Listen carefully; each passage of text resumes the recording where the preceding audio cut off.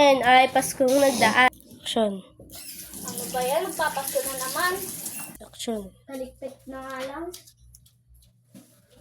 Kamusta na kaya si ate sa ibang bansa? Mas na kaya ito si Bunso.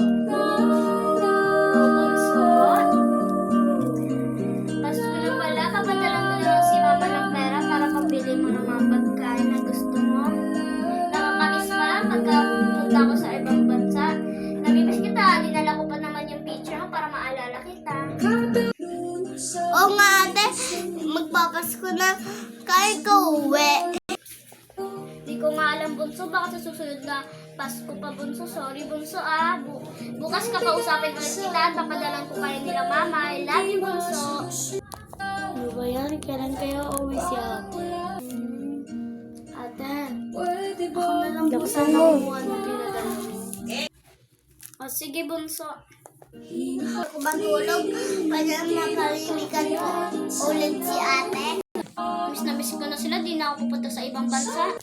Surprise ko na lang sila pag umuwi ako bukas.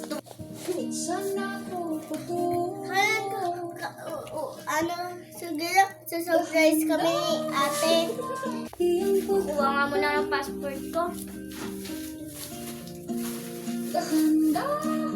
Kuha agad. Buti na kuha agad ako.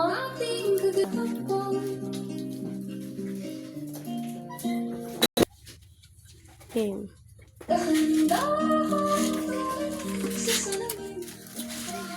Hanapin ko nga muna yung mga kailangan ko dito sa kwarto ko.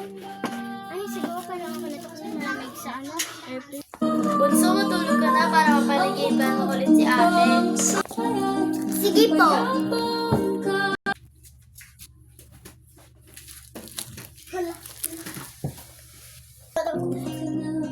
Sige po ate.